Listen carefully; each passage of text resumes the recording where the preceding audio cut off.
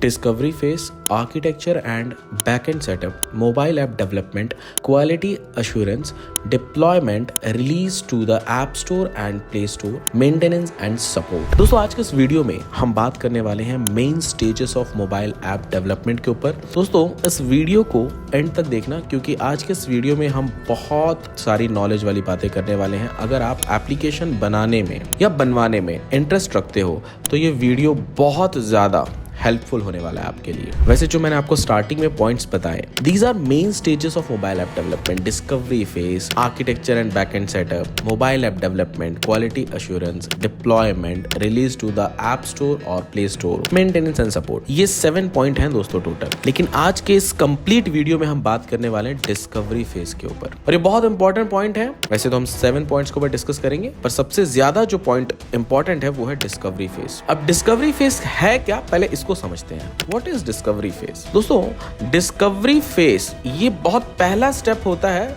जब भी आप एप्लीकेशन डेवलपमेंट ऐसा कुछ आपके दिमाग में भी आता है ना, या आप बनाने के लिए शुरुआत करने जा रहे होते हो तो आपका पहला स्टेप होता है डिस्कवरी फेज। डिस्कवरी फेज से मेरा कहने का मतलब ये है रिसर्च प्लानिंग आपको करनी चाहिए। आपका एप्लीकेशन जो है शुरू होने से पहले आपको अपने एप्लीकेशन आप जो बनाने जा रहे हो उसके ऊपर रिसर्च करनी है, आपको प्लानिंग करनी है। देखो पहले तो इस वीडियो को पूरा एंड तक देखो, सिर्फ प्लानिंग रिसर्च पे मेरी बातें खत्म नहीं होने वाली है। डिस्कवरी फेज कितना इंपॉर्टेंट है आपके प्रोजेक्ट के लिए ये मैं आपको बताने वाला हूँ। कितने लॉसेस हो सकते हैं आपको अगर आपने ये पॉइंट मिस कर दिया तो। कहते हैं डिस्कवरी फेज यानी डिस्कवरी स्टेज को मिस करना इतना रिस्की हो सकता है जैसे कि अगर आप अपना घर बनाने जा रहे हो विदाउट आर्किटेक्चर प्लान के, है ना। होता है ना वो गांव में 2 बीम खड़ा कर दिए, ईंटे के ऊपर से ढाल दिया, ऐसा नहीं करना है अपने को, है ना। अगर आप अपने प्रोजेक्ट को विदाउट डिस्कवरी स्टेज को इस प्रोसेस को फॉलो किए अगर अपना एप्लीकेशन आप बना देते हो तो ये समझ लो कि आपने एक ऐसा घर बना दिया जिसका कोई प्लान नहीं है। फिर आपको ये भी नहीं पता कि किस बीम पे कितना लोड पड़ रहा है। बिना कैलकुलेशन के आपने घर बना दिया, वो कितने दिन टिकेगा ये आपको भी नहीं पता है ना। तो इसलिए जो पॉइंट है बहुत ज्यादा इंपॉर्टेंट है और हम इस पॉइंट पे बहुत डिटेल में डिस्कस करेंगे। एक और छोटा सा प्रॉब्लम आपको बता देता हूं जिससे आपको समझ में आ जाएगा कि ये कितना बड़ा प्रॉब्लम है। अगर आपने डिस्कवरी फेज मिस किया तो जब आप किसी भी ऐप डेवलपमेंट कंपनी के पास अपनी रिक्वायरमेंट बताने जाओगे तो जब आपसे जो डेवलपमेंट कंपनीज रहती हैं जब आपसे वो क्वेश्चन पूछेंगी ना, आपकी रिक्वायरमेंट पूछेंगी कि आपकी रिक्वायरमेंट क्या है, उस समय आप स्टक हो जाओगे। आप जस्ट वही बताओगे, जस्ट आपका एक छोटा सा आपका जो प्रोजेक्ट का आइडिया लेके गए हो कि भाई मुझे ये एक ऐप बनाना है, मुझे बस एक एजुकेशन का ऐप बनाना है, उससे ज्यादा आप उससे बातें नहीं कर पाओगे। उस कंडीशन में क्या होता है कि डेवलपमेंट कंपनी, अब आपने तो उनके सवालों के जवाब दिए नहीं तो वो मतलब अपने हिसाब से आपके रिक्वायरमेंट को फिट करते हैं। अगर आपने डिस्कवरी फेज को मिस नहीं किया है तो आपके हिसाब से आपका प्रोजेक्ट बनेगा। अगर आपने डिस्कवरी स्टेज को मिस कर दिया है तो उनके हिसाब से आपका प्रोजेक्ट बनेगा, जिससे कि आप भविष्य में नाखुश होंगे। 95% प्रोजेक्ट इसी वजह से फेल हो जाते हैं। ठीक है, अब हम ये समझते हैं कि ज्यादा क्या बातें होंगी डिस्कवरी फेज या डिस्कवरी स्टेज में। इसमें क्या ज्यादा बातें होती हैं, किस बात की रिसर्च, क्या होता है एक्चुअली इसमें। देखो इसमें बस 3 पॉइंट आपको याद रखना है। इसमें पूरा डिस्कवरी फेज जो होता है ना, बस ये 3 पॉइंट पे निर्भर रहता है। इसी 3 पॉइंट के लिए ही बहुत सारी रिसर्च करनी पड़ती है। पहला यूजर एक्सपीरियंस, दूसरा बजट, तीसरा टाइम टू मार्केट। ठीक है, इन तीनों के ऊपर हम डिस्कस करेंगे। ठीक है, लेकिन उसके भी पहले हम ये समझ लेते हैं बेनिफिट क्या है, डिस्कवरी फेज के बेनिफिट्स क्या है, इसको समझ लो, आपको फिर मजा आएगा। पूरा वीडियो एंड तक देखना। सबसे पहला बेनिफिट है कि अगर डिस्कवरी फेज को कंप्लीटली प्रोसेस फॉलो करते हो तो आपको ये पता चल जाता है आपका जो प्रोडक्ट है मार्केट में कहाँ फिट बैठ रहा है। आपको ये पता चल जाता है जो आपने प्रोजेक्ट सोचा है उससे रिलेटेड कितने कंपटीटर्स घूम रहे हैं। तीसरा आपको ये पता चल जाता है कि जो कंपटीटर्स घूम रहे हैं वो फायदे में है, लॉस में है। अगर तो वो फायदे में है तो आप उनसे ज्यादा फायदा कैसे कमा सकते हो, अगर तो वो लॉस में है तो वो क्या गलती कर रहे हैं, ये आपको सीखने को मिल जाता है। यानी यहाँ पे क्या हो रहा है, आपका पैसा डूबने की जो प्रॉब्लम होती है वो खत्म हो जा रही है, मतलब पैसा डूबना ये चांसेस बिल्कुल कम हो जाते हैं। ठीक है, चौथा आपको मार्केट समझ में आ जा रहा है, आपकी टारगेटेड ऑडियंस समझ में आ जा रही है, उस हिसाब से आप अपने ऐप को डिजाइन कर सकते हो। कहते हैं ना बच्चों के लिए अगर आप बहुत ज्यादा प्रोफेशनल ऐप डिजाइन करोगे तो उनको समझ में नहीं आएगा, पसंद नहीं आएगा। थोड़ा कार्टून टाइप का उनको ऐप ज्यादा पसंद आता है, तभी गेम बहुत ज्यादा हिट है और गेम को देखना कार्टून टाइप में ही बनाया जाता है। अब आप बूढ़ों को बहुत ज्यादा प्रोफेशनल ऐप दे दोगे तो उनको समझ में नहीं आएगा, उनको बहुत सिंपल ऐप चाहिए, उनके काम की चीज होम पेज पे होनी चाहिए। अगर आप टारगेट कर रहे हो यूथ को तो आपको थोड़ा उनको ट्रेंडी सा कुछ दिखाना पड़ेगा। तो ये आपको आपकी टारगेटेड ऑडियंस के बारे में समझाता है अगर आप डिस्कवरी फेज को प्रोसेस करते हो तो। ठीक है।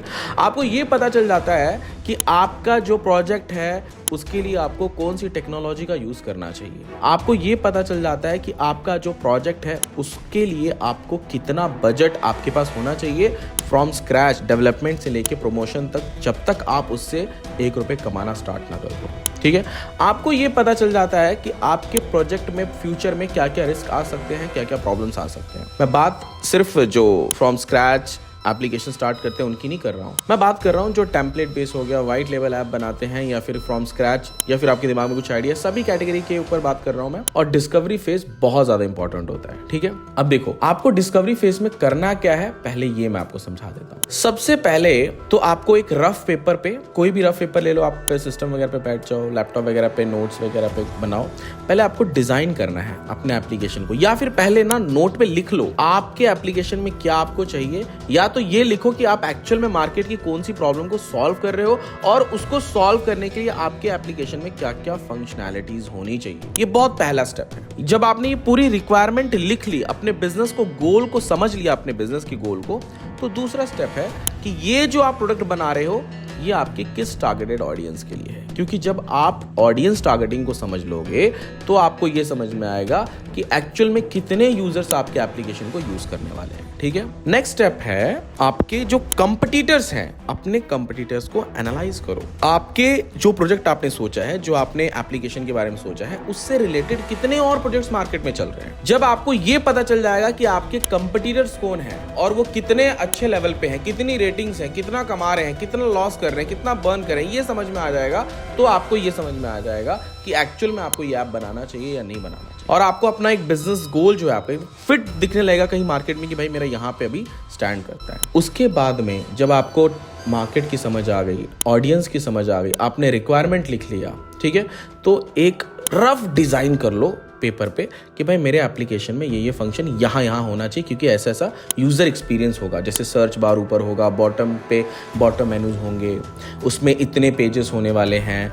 आपके मोनेटाइजेशन मॉडल को, आपके कॉन्सेप्ट को समझो, उन सभी चीजों को लिखो। उसके बाद में आपका जो डिजाइन है, जो आपने जब पूरा कंप्लीट रेडी कर दिया, उसके बाद में आपका कंप्लीट डॉक्यूमेंट लेके आप किसी भी कंपनी के पास जा सकते हो। ठीक है। जब आप ये सारी चीजें लेके जाते हो कंपनी के पास, ये जो भी मैंने आपको प्रोडक्ट, ये सारी जो आपको रिक्वायरमेंट्स आपने सब लिख ली, वायर फ्रेम बना लिया, आपने टारगेटेड ऑडियंस को समझ लिया, जब ये सारी चीजें, जब ये पूरा प्रोजेक्ट जब आप लेके जाओगे ना किसी भी डेवलपमेंट कंपनी के पास, तो वो आपसे ज्यादा सवाल नहीं पूछेगा, आपकी रिक्वायरमेंट डिटेल में समझ लेगा और आपको वो देगा जो आपको चाहिए। अगर आप ये सारी चीजें मिस कर रहे हो तो आपको वो देगा वो जो उसने बनाया आपकी रिक्वायरमेंट को जस्ट समझ के। तो ये जो फेज रहता है ये बहुत बहुत ज्यादा इंपॉर्टेंट होता है। इसलिए दोस्तों जब भी आप कभी कोई भी एप्लीकेशन के लिए स्टार्ट कर रहे हो तो मैं आपको वीडियो के एंड में मैं बस ये बोलना चाहूँगा कि आप इससे रिलेटेड हमारे साथ कंसल्टेंसी भी कर सकते हो। ठीक है। हम आपको पूरा वायर फ्रेम बना के देंगे, हम आपके रिक्वायरमेंट को समझ के आपको हम आपके पूरे प्रोजेक्ट के लिए डिज़ाइन रेडी करके देंगे। ठीक है।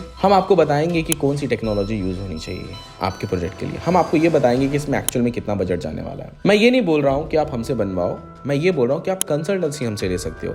येस, XYZ अमाउंट आपको कंसल्टेंसी का चार्ज देना होगा, बट वो छोटे अमाउंट में आपका हम बहुत कॉस्ट बचा रहे हैं। आपका वायर फ्रेमिंग करके दे रहे हैं, आपके लिए रिसर्च करके दे रहे हैं, आपको कंपटीटर्स आपको बता के दे रहे हैं, मार्केट एनालाइज करके दे रहे हैं, आपका क्या क्या मोनेटाइजेशन मॉडल होना चाहिए वो बता रहे हैं। उसके बाद में आपका किसका क्या बजट आना चाहिए, कैसे आप इसमें अर्निंग कर पाओगे, कैसे मार्केट में फिट बैठ पाओगे, प्रमोशन में कितना खर्चा लगना चाहिए, सारा कंप्लीट विद डिजाइन के साथ, वायर फ्रेम के साथ हम आपको देंगे। अगर आपको दोस्तों मेरा ये वीडियो पसंद आया है तो उस वीडियो को लाइक जरूर करना। अगर आप मेरे चैनल पर नए हो तो चैनल को सब्सक्राइब कर लो। थैंक यू दोस्तों, मिलते हैं नेक्स्ट वीडियो में।